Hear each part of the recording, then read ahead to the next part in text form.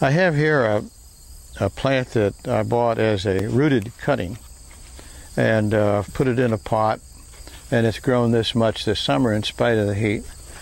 And it's not quite ready for transplanting, but probably will be next spring. We have another one here that's a 3-year-old plant, and it's definitely ready to plant out. We can you can purchase those from nurseries, and a lot of commercial growers use a 2-year-old plant, and 3-year-olds are more reliable. I'd like to have you look at a close-up there of the roots. We have no root hairs on the blueberry plant. They're not very good about taking up water because of that.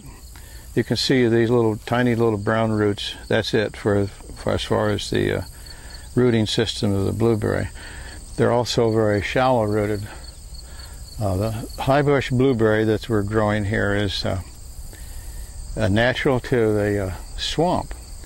A sandy covered swamp is what they naturally grow well in. So we have a issue of texture of the soil, matter of moisture content, and the pH of the soil to deal with. We have to adapt them to the Midwest and our upland planting. But I thought I'd go ahead and plant this and talk about it just a little bit. We have in the last 2 years, getting ready for planting, we've incorporated wood chips. Just ordinary wood chips from your local tree people or whatever. Incorporated them to about a foot deep, and we've added sulfur. The sulfur comes from our local co-op. It's not very expensive. The amount that you put on is a little bit on the unscientific side. You can get tables and charts as to what you start with for pH and the type of soil. And the best advice I have for you is to consult those charts and treat the soil well in advance of your planting, because this sulfur breaks down for a period of over 3 years and modifies the pH for quite a while, and you'll need to reapply it as well. The Iowa soils are such that we have a great deal of calcium in the soil, and so it tends to buffer the effects. So I've got a hole dug here. You'll notice that I've already got a drip line right here, and the trick, of course, is to get the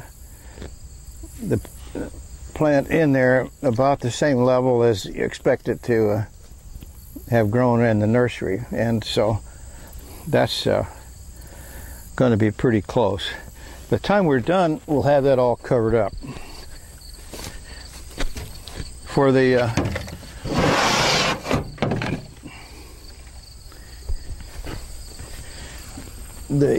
treatment that you must consider very seriously is addition of Canadian peat moss. And when you apply it, it should be soaking wet, just like I show you here. Sloppy, soaky wet. And what that's going to do for you is to give you the texture of the soil that the plant likes, and it'll modify the pH as well. So you're going to put at least a gallon of sloppy peat moss in and around that plant. The sulfur has been in here for 2 years in this soil, and the sulfur in the wood chips as well. That's a good question. We had in some of the soil, you can see right here, I don't know if the camera picked it up or not, but there's particles of sulfur still there that haven't been breaking down yet. So that refill then is original dirt plus the wood chips plus peat moss.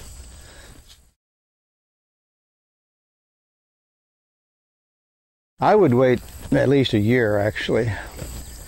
The timeline on this blueberry business is kind of tricky.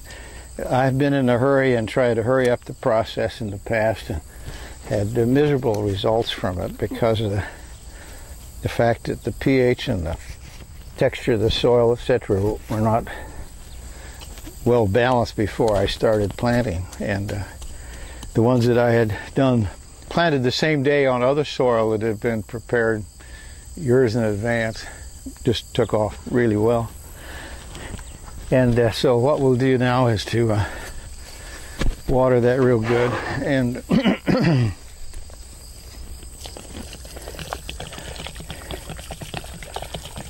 we just had a rain Saturday here, so the soil is not as bad a shape as it's been all summer. We had a little over an inch of rain, which we're very thankful for. And now we're not quite done yet. We need to cover this back over with wood chip mulch, and that's designed to moderate the temperatures and the moisture as well, and give that protection against our hot summers in Iowa. They do. They took up nitrogen, and one of the reasons I like wood chips rather than sawdust is that they're bigger particles and they take longer to absorb and use that nitrogen and rot it down. But you still need to add a little nitrogen every year as those chips are used up. And we use ammonium sulfate, which tends to acidify the soil anyway.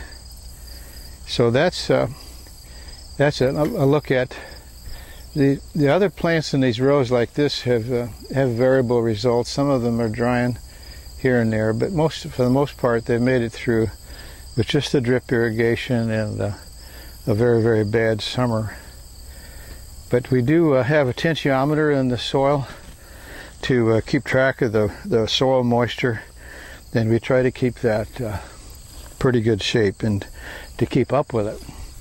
If you get behind on drip irrigation, it's too late. Bear in mind, you're putting out a planting that'll last you 40 years or more, and so you want to be considering your spacing, the type of soil. It's a pretty serious condition. And the other thing is take seriously is the fact that it won't pay back for 8 years. As a long, long payback. So on one hand, you're stuck with all the mistakes you make for 40 years, and you're stuck for 8 years before you get your money back. We do farmers markets, and the purpose of our going to farmers markets is to simply publicize the fact that we've got berries out here for pick your own. There are many times we go to Des Moines Market and people say, you have these for sale on your farm? And they say, oh yeah, you pick your own. And we give them a map and get them up. They'll be up the same day that they heard about it. And they're confirmed customers because they didn't even know we had blueberries in Iowa. So it's a nice way to publicize the fact. The other part of that is that there's quite a controversy between marketers that buy and resell versus those that grow their own. And so when we're able to show them that we can come out here and pick your own, they know it's really a local food, and they know the guy who grew them. I do not know. There's a natural limitation that I didn't cover really well in our other thing, and that's the soil type. And that if you have a heavy black soil like we just love for corn growing, it probably won't be suitable for blueberries. This is a light loam soil. It's easily worked with and adapted, and it's very forgiving of my management mistakes. So it's adaptable to the change in pH. We we start with a fairly neutral pH, like 6.8, and we take it down to about 5. And as you can see from the color, we have the pH working for us. It's working good. We don't have to do any supplementary work with that. The one thing that can mess you up on the pH is, even though you get your soil right, if you have to add a lot of irrigation water that has a high pH, then it all goes downhill for you in a hurry, because you have to, again, modify that pH water and the irrigation water. So that's something to reconsider. Normally we have enough rainfall that we don't do a lot of supplemental irrigation. We haven't, because it's quite an expensive item, and I think in the near future we'll add netting over the entire field. This year was not a particularly bad year for bird damage, although I imagine they got their 10% of the crop really well. A lot of growers that have done better, record keepers than I, have added netting and said they got as much as 50% more. And you see, with our windbreaks and our woods around here, we have a natural habitat for birds. They love to sit in the tree and then swoop down and feed on the berries. So we encourage the predator hawks and owls as much as we can, but they're not a lot of help when you have a whole flock of birds come in, and the expense of a bird net is really atrocious. You want to get it up high enough you can drive under it, mowing and so on and so forth, and you need to have a deer fence around the outside, and then you have to add a rabbit fence on that, and it gets really pricey. Yeah, we prune our tree bushes every year in the wintertime. We do dormant pruning. On this one that we just planted, you can see we don't have any lower limbs down there.